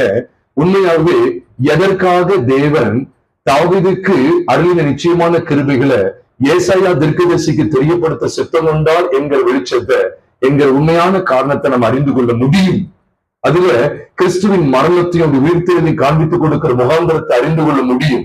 அவர் ஏன் கிறிஸ்து மரித்தார், எதற்காக உயிர்த்தெழுந்தார் என்கிற வெளிச்சத்தை ஏசாயா அழகா காமிச்சு கொடுக்கிறார். ஏசாயாவுக்கு தேவன் அழகா காமிச்சு கொடுக்கிறார். நான் மீண்டும் மீண்டும் சொல்ல நினைக்காதீங்க, தாவீதுக்கு அருள் நிச்சயமான கிருபைகள் தான் என்னது, கிறிஸ்துவினுடைய மரணம் மற்றும் உயிர்த்தெழுதல். அப்ப ஏசாயாவுக்கு தேவன் தமது குமாரனாகிய இயேசு கிறிஸ்துவின் மரணத்தையும் அவருடைய அடக்கத்தையும் உயிர்த்தெழுதையும் காண்பித்துக் கொடுக்கக்கூடிய முகாந்திரம் என்ன? அதுக்கு முதல் 2 வசனத்தை வாசிங்க. ஓ தாகமாய் இருக்கிறவர்களே, நீங்கள் எல்லாரும் தண்ணீர்கள் அண்டைக்கு வாருங்கள். அது என்ன தண்ணீருங்கிறது நம்ம தான் படிக்கணும். கொஞ்சம் விட்டு அசத்திடுவாங்க, கொஞ்சம் விட்டு அசத்திடுவாங்க. தாகமாய் இருக்கிறவர்கள் நீங்க எல்லாரும் எங்க வாங்க, தண்ணீர் அண்டைக்கு வாங்க. ஜீவ தண்ணீர் இருக்கு. சமயஸ்திரி மாதிரி ரகசியத்தை அறியாத கிறிஸ்தவங்களா இருக்கிறாங்க. உன்னிடத்தில் பேசுகிறவர் இன்னாரென்று நீ அறிந்திருந்த, உன்னிடத்தில் ஆமா பேசு இன்னாரென்று நீ அறிந்தா நீ அவரிடத்தில் ஜீவ தண்ணீரை கேட்டிருப்பேன்னு சொல்லி சொல்ற. அப்போ உடனே அவளுக்கு இன்னும் ரகசியம் புலப்பட்டுட்டா, ரகசியம் இன்னும் புலப்படல. அப்ப நீங்க வரக்கூடாததுக்கு நீங்க என்ன செய்யும், நாங்க ஒரு காலம் வரக்கூடாததுக்கு என்ன செய்யுங்க, ஒரே இதை தந்துருங்க, பேங்க் பேலன்ஸ் நிறைய ஆக்கி விட்டுருங்க, சரீரத்துக்கான தண்ணீரை என்ன செஞ்சிருங்க. அவ சரீரத்துக்கான தண்ணீர்னு கேட்டா, சரீரத்துக்கான தண்ணி உங்கள்கிட்ட கையில ஒண்ணும் இல்லையே, குடம் இல்லையா, அவ குடத்தை பத்தி பேசிட்டு இருக்கா.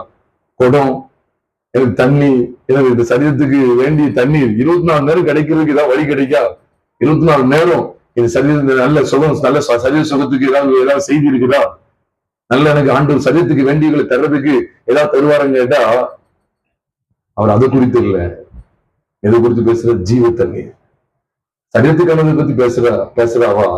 அவர் எதை பத்தி பேசுறாரு, எது பிழைக்கிறத பத்தி பேசுறாரு, ஆத்துமா பிழைக்கிறத பத்தி பேசுறாரு. நீ சரீரம் பிழைக்கிறத பத்தி நீ பேசிட்டு இருக்க, இப்படின்னா உங்களுக்கு ரகசியம் புலப்படாது.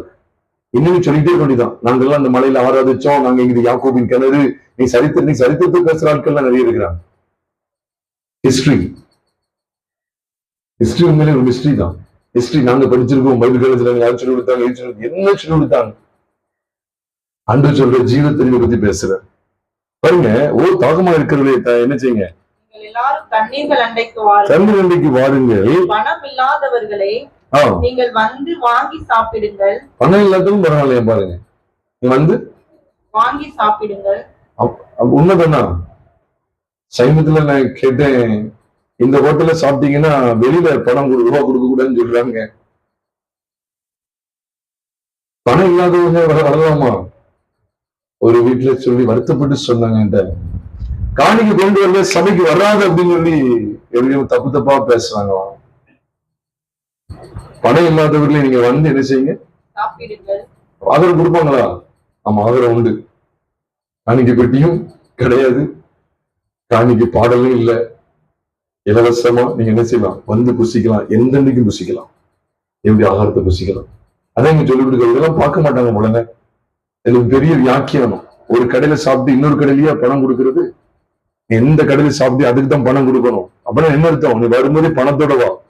நீ ஆண்டு வார்த்தையை கேட்டு காணிக்கை போடணும் பாத்துக்க. நீ விதைச்சாதான் உனக்கு அறுவடைன்னு சொல்லி நான் தான் கேட்க. பாஸ்டர்மார்களே நீங்களே விதைச்சிருங்களேன், இந்த செய்தியை கேட்கிற பாஸ்டர்மார்களே, ஊழியக்காரர்களே, உங்களுடைய வாட்சி, நீங்க போட்டுக்க செயின், கை செயின், அல்லது இந்த மோதிரமோ அல்லது உங்க வீட்டு ஆஸ்தி எல்லாத்தையும் விதைங்களேன். விதைப்பும் அறுப்பும் சீதளமும் தோஷமும் சொல்லி என்னமோதான் பேசுறீங்களே.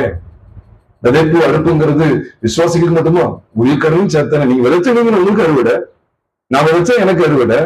நீங்களும் உங்களுக்குள்ள எல்லாத்தையும் வித்து உங்களுக்கு இந்த விசுவாசனுடைய பணத்துல வாங்கின காரு, விசுவாசனுடைய பணத்துல வாங்கின சொந்த இடம், விசுவாசனுடைய பணத்துல வாங்கின சொந்த வீடு, எல்லாத்தையும் விசுவாசிகளுக்குன்னு விதைச்சு பாருங்களேன்.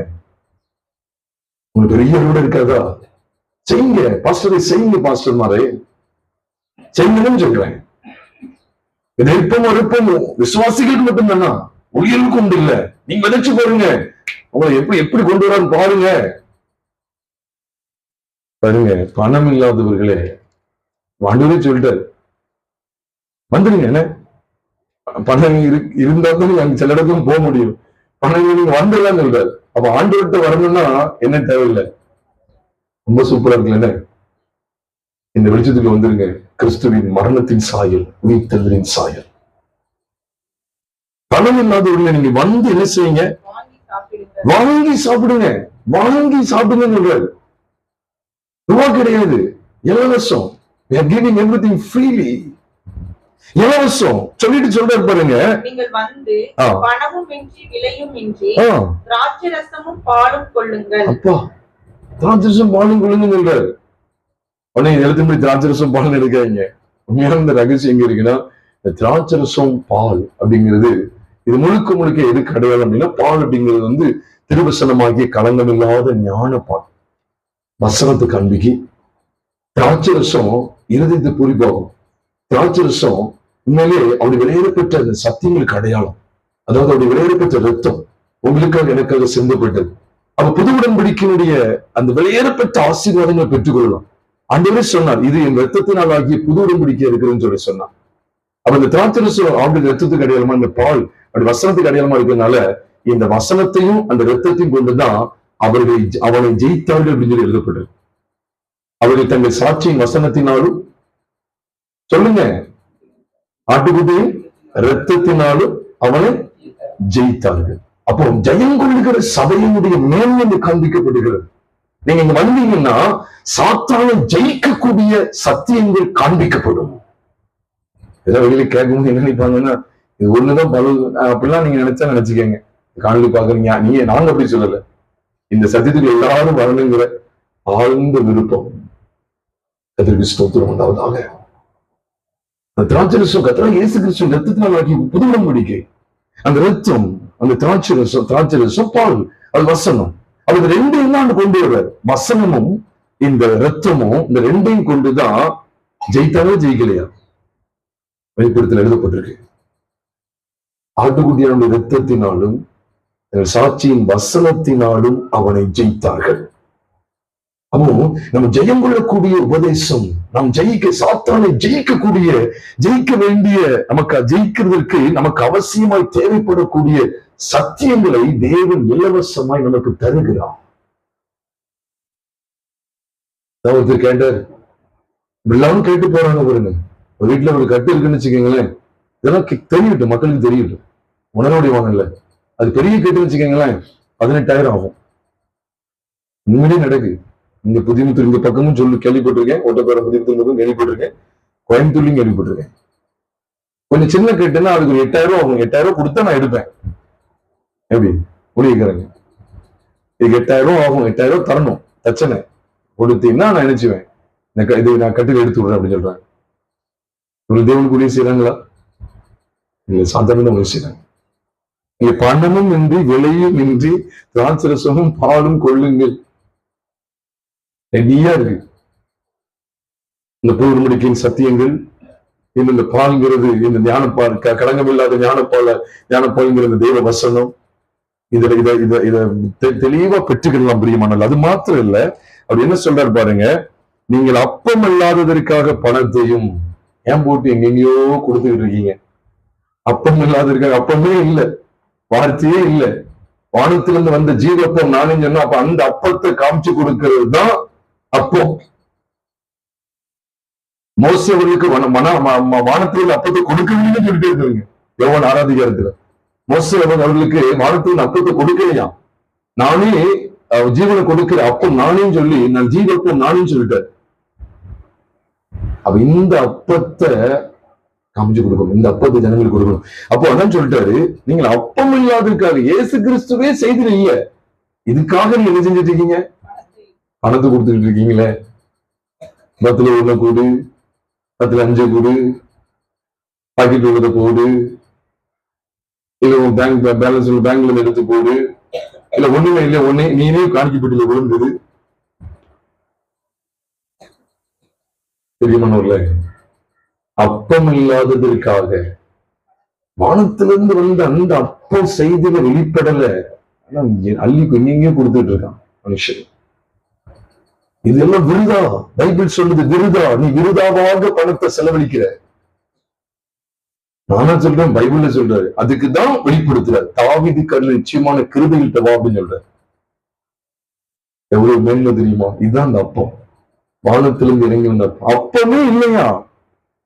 ஆனா என்னது, கர்த்தருக்கு கார் தருவார், ஏசி தருவாருங்கிறதுக்கு உங்களுக்கு பெரிய உற்சாகம் அடைஞ்சு நீங்க காணிக்க போட்டுறீங்க. இது அப்பமே கிடையாது. சொற்பம் சொல்றதுக்கு கூட ஒண்ணு இல்லை. உள்ள எங்க வேதத்தை கொஞ்சம் கவனிங்க பிரியமானவர்கள், எவ்வளவு அழகா சொல்றாரு பாருங்க. எங்க அப்பம் இல்லாததுக்காக எதை? பணத்தையும் திருப்தி செய்யாத பொருளுக்காக உங்க பிரயாசத்தை செலவழிப்பாங்க. திருப்திப்படுத்தி கிறிஸ்துவதான நிறைவு இருக்கு பிரியமானவர்களே.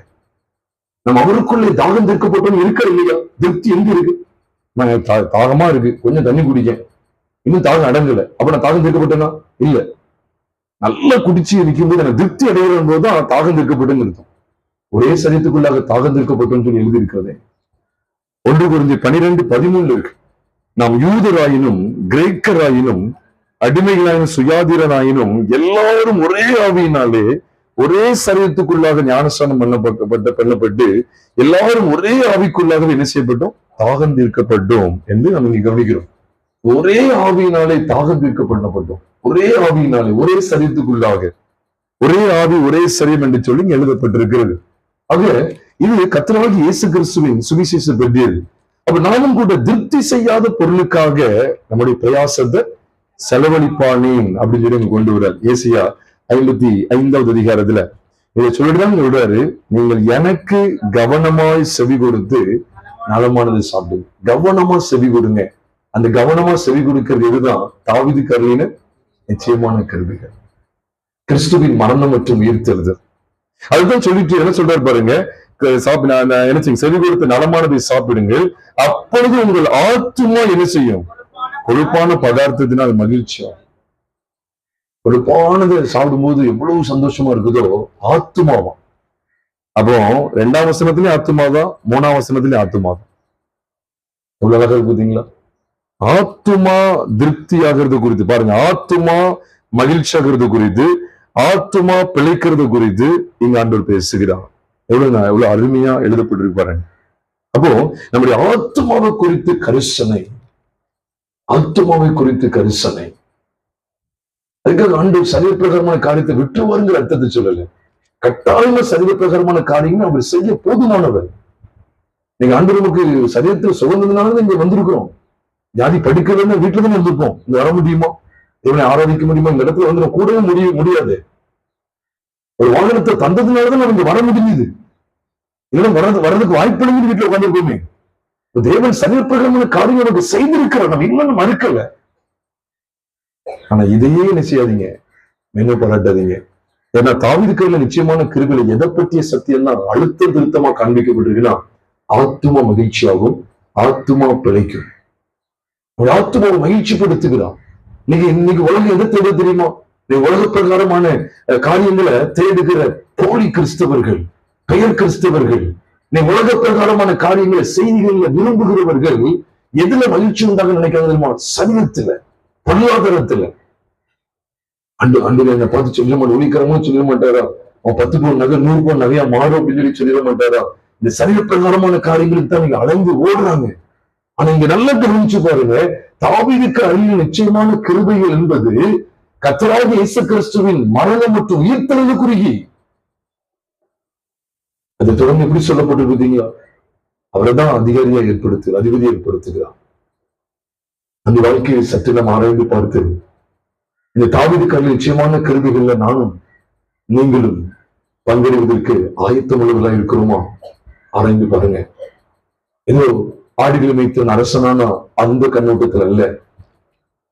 இப்படிப்பட்ட இந்த தாவீது, ஆடுகளை மேய்த்துக் கொண்டு இந்த தாவீத கிறிஸ்துவின் ராஜ்யபாரத்துக்கு என்றென்றைக்கும் நிலைத்து நிற்கக்கூடிய நித்திய உடன்படிக்கை சம்பந்தப்பட்டதான கிறிஸ்துவின் ராஜ்யபாரத்துக்கு முன் அடையாளமா இந்த தாவீதை கர்த்தர் ஏற்படுத்தி உங்களுக்கு இவ்வளவு சத்தியங்களை உங்களுக்கு எனக்கு ஆண்டு வெளிப்படுத்துகிறார் பிரியமானவர்களே. அதனாலே தாவீதை வைத்து உலக பிரகாரமான காரியங்களை கொண்டு வந்து அவனுக்கு அருளப்பட்ட நிச்சயமான கிருபைகளை பாருங்க. ஆண்டவர் பெரிய கிருபையை விளங்க செய்தான்னு சொல்லிதான் தாவீது சொல்றார். அந்த பெரிய கிருபை என்ன? அவனுக்கு கொடுக்கப்பட்ட அந்த ராஜ்யபாரம் எதை நமக்கு சித்தரித்து காட்டுகிறது? அவனுக்கு கொடுக்கப்பட்ட ஆளுகை, அவனை என்றென்றைக்கும் அவனுடைய சந்ததியை நிலைத்திருக்க பண்ணுவேன் என்று ஆண்டவர் சொன்ன காரியங்கள் எல்லாம் சரீர பிரகாரமானது அல்ல. ஆத்துமா பிழைக்கும், ஆத்துமா மகிழ்ச்சியாகும். இதை குறித்த சத்தியங்கள் பிரியமானவர்களே. ஆனபடினாலே நித்திய உடன்படிக்கையாய் உங்களுக்கும் எனக்கும் காண்பிக்கப்பட்ட தாவீதுக்கு அருளப்பட்ட நிச்சயமான கிருபைகளை நாம் தவறுதலாய் புரிந்து கொள்ளாமல் இந்த நிச்சயமான கிருபைகளை உங்களுக்கு கட்டளையிடுவேன் என்று திருவுளம் பற்றினார் என்று அப்போஸ்தலர் 13:34 சொல்லப்பட்டிருக்கிறது.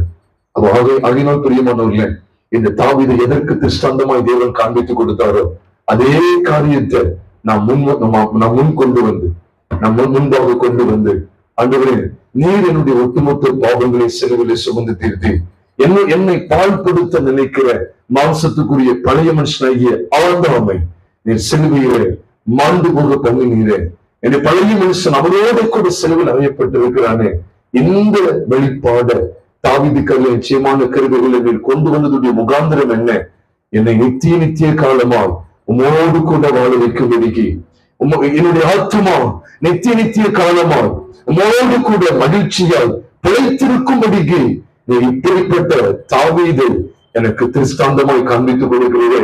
தாவீதுடைய சிங்காசனத்தை இவ்விதமான வெளிச்சத்துக்காக என்னை நித்திய காலமாய் தேவனோடு பிழைத்திருக்க செய்வதற்கு என்று தாவீதை இந்த முகாந்திரத்தோடு கூட காண்பித்துக் கொடுத்திருக்கிற சத்திய வார்த்தைகளுக்காக நான் உண்மை துதிக்கிறேன் என்று சொல்லி எல்லாருடைய தேவ சமூகத்தில் கர்த்தரை நோக்கி பார்ப்போமா? பரிசுத்த தேவனே, நாங்கள் உண்மை ஸ்தோத்திரிக்கிறோம் அப்பா. எங்களுக்கு கொடுத்த நிறைவேற்ற தருணத்திலே தாவீதுக்கு அருளின நிச்சயமான கருதைகளை நாங்கள் தியானிக்கக்கூடிய பாக்கியத்தை எங்களுக்கு தந்தீரேன். பரிசுத்த பிதாவே, என்னவாய் நீ நேசித்திருக்கிறேன் ஆண்டவரே. என் காணொலி மூலமாய் உங்களுடைய வார்த்தைகளை கேட்கிற யாவரையும் கர்த்தர் ஆசீர்வதிங்க. ஆமா ஆண்டவரே, நாங்கள் என்றென்றைக்கும் உங்களுடைய நித்திய ராஜ்யத்திலே உம்மோடு கூட பிழைத்திருக்கும்படிக்கு ஆண்டவரே தாவீதை இங்கே திருஷ்டாந்தமாய் காண்பித்துக் கொடுக்கிறது ஆண்டவரே.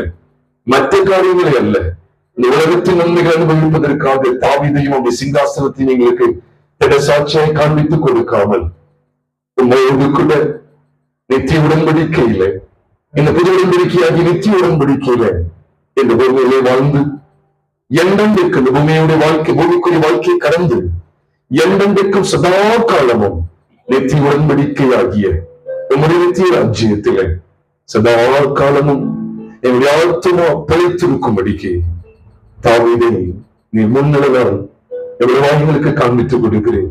இந்த சத்தியங்களை விட்டு வழிவிலகி போய்விடாதபடிக்கு ஆண்டவரே, நீர் எங்களுக்கு வெளிப்படுத்திக் கொடுக்கிற இந்த சத்தியங்களை உறுதியாய் நிலைத்திருக்க எங்களுக்கு கருவை தாங்க உங்களுடைய கருத்தில் ஒப்பு கொடுக்கிறோம். இந்த சத்தியங்களை தொடர்ந்து சொல்லப்படுகிற இதோ அநேகம் ஜாதிகளை நீ வரவழைப்பா என்று சொல்லப்பட்டிருக்கிறது. ஆமாண்டவரே, நாங்கள் இந்த வெளிப்பாட்டுக்கு இந்த சத்தியங்களுக்குள்ளே அநேக ஜாதிகளை எங்களை அறியாது உண்மை அறியாத ஜனம் அநேக உலகத்தார் இந்த சத்தியங்களுக்குள்ளே வரவழைக்கிறதுக்கு எங்களையும் தெரிந்து கொண்டிருக்கிறது. நமக்கு ஸ்தோத்திரம் செலுத்துகிறோம்.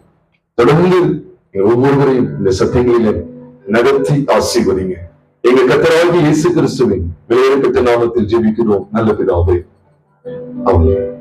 நம்முடைய கர்த்தராகிய இயேசு கிறிஸ்துவினுடைய கிருபையும் பிதாவாகிய தேவனுடைய அன்பும் பரிசுத்த ஆவியினுடைய ஐக்கியமும் நம் அனைவரோடு கூட என்றென்றைக்கும் இருப்பதாக. ஆமென். என் ஆத்துமாவே கர்த்தரை ஸ்தோத்திரி, என் முழுவதுமே அவருடைய பரிசுத்த நாமத்தை ஸ்தோத்திரி. என் ஆத்துமாவே கர்த்தரை ஸ்தோத்திரி, அவர் செய்த சகல உபகாரங்களையும் மறவாதே. ஆமென்.